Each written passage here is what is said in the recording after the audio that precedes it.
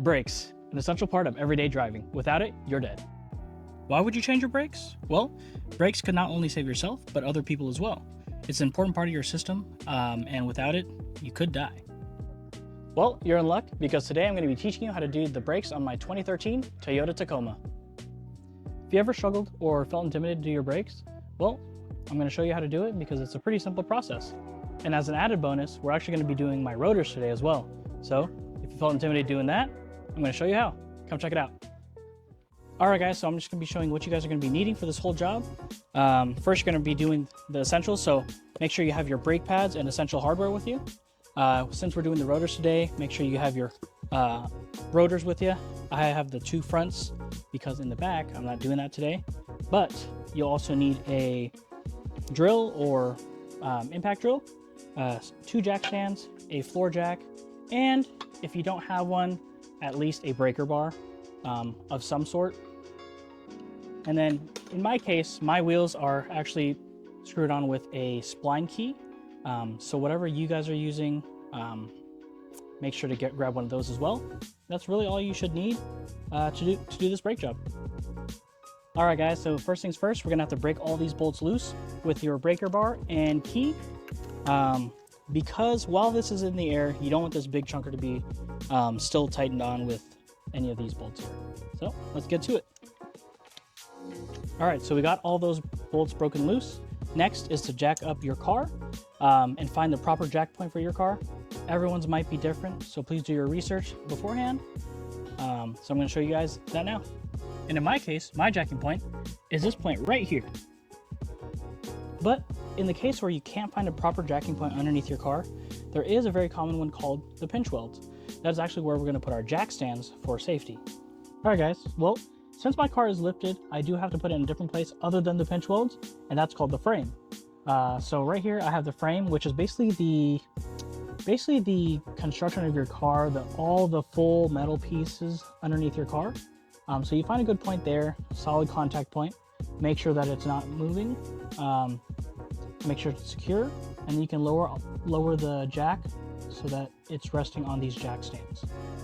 All right, guys, so after double checking where your jack stands are, your jack is in the air. Now you're gonna wanna go ahead and lower your jack to where it's just barely resting on the jack stands, and then have your jack still there as an emergency precaution. So let's do that now. And as you can see, that's all you need to do. Now we go ahead and use the impact gun to get the rest of the bolts out and take this tire off. All right, now we just knock off this tire.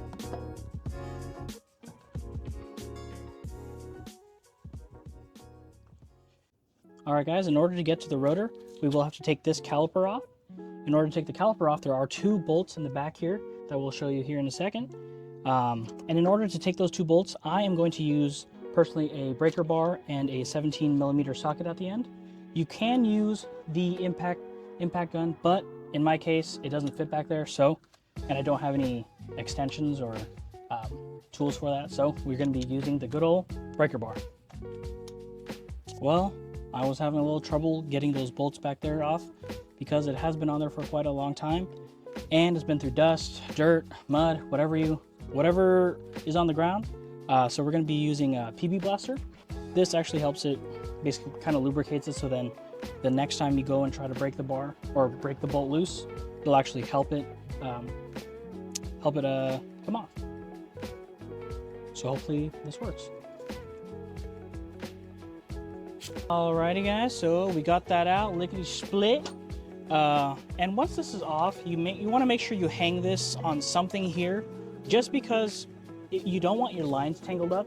Your brake lines are important, so if they get messed up, twisted, or crimped, or anything with a brake line, you don't want them to be messed up because it could stop fluid from coming to your caliper, and then that's what will make your brake soft or basically not able to brake. So we went ahead and got a bungee and hung this up here, so we are good there.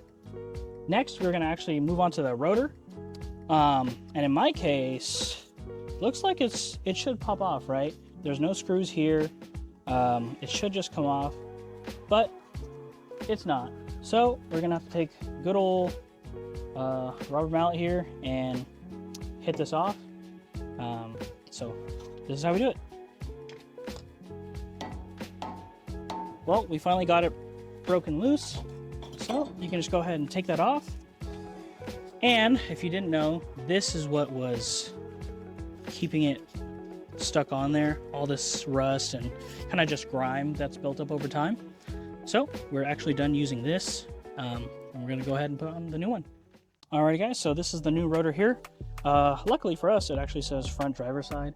I honestly don't think well, actually in this case it might matter because of the drilled and slotted rotors, so they might be going in a way particular for improved stoppage. So we're just going to listen to what it says here and stick them on.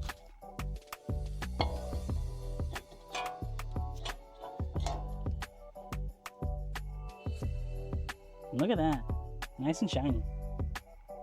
All right guys, so we did have to take these little pins out of these clips here. So once we got those out, we go ahead and just pull these out and then replace those. Luckily in the kit, it actually came with brand new pins and I don't know what these are, spring clamp holder things, and these and those pins that we initially took off to keep them stabilized in here. So go ahead and take these out. That top one was a lot easier than the bottom one.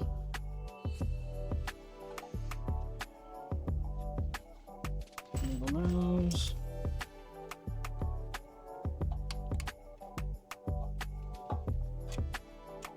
Yeah, it looks like these are pretty rusty, so it is a little harder, I guess, but hopefully with just a little finesse, we can pull that out and replace them with new ones.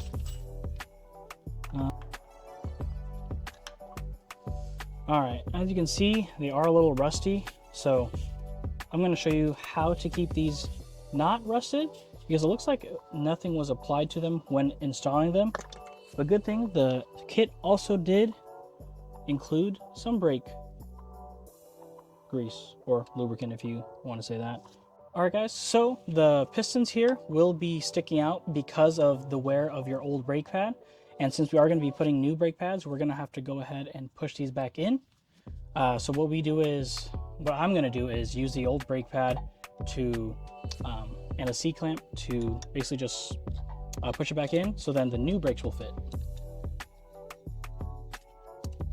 And now, if you can see that, the pistons are flat against each other, ready to get those new brakes on. So if you want to do a comparison, that was the old one, this is the new one. We're basically just going to go in reverse of how we did everything. So when installing these, you want to apply some brake grease / lubricant to the back of this, just so it doesn't stick like it did last time, for future purposes.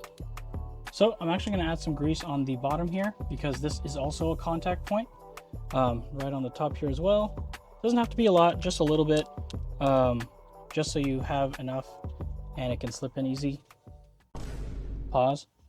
But yeah, add some there, add some on the bottom, might add some on the piston so it doesn't stick.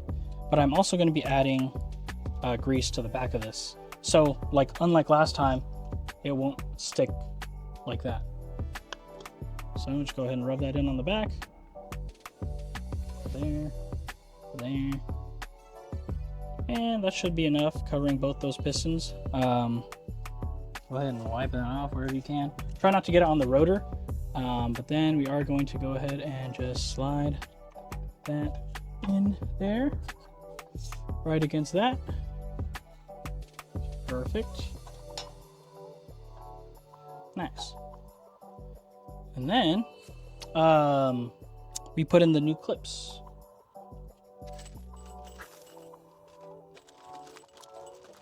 Or pins, I should say.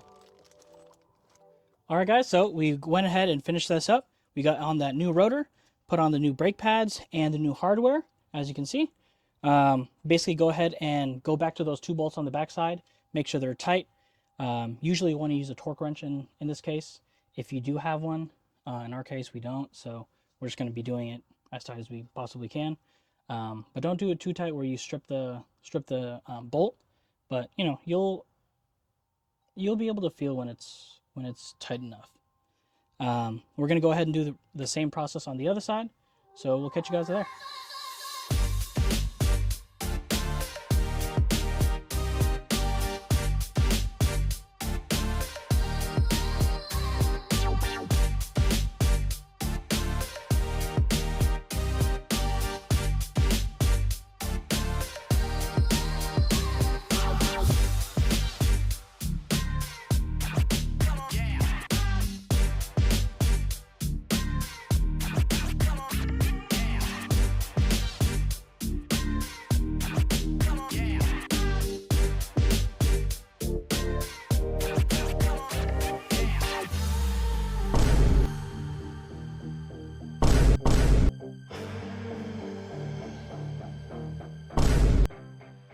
All right, guys, so we finished up the other side here. We're just gonna go ahead and put on these lug nuts back on. Little tip when putting your tire back on and screwing these lug nuts, you wanna go across each lug. So in a five lug one, you'd go in a star pattern. That way. But in this case, just go across the one that you just did. So first, hand thread them on there as tight as you can. Then go again to the opposite side. And then you're going to go to the next opposite side, which would be that one. So then put that in there. And always hand thread these guys on. A lot of shops and a lot of used tire shops will not hand thread them on. They'll just go ahead and use the impact gun and mess up your threads. So to do this safely, always hand thread them on first and then go ahead and use the impact gun afterwards.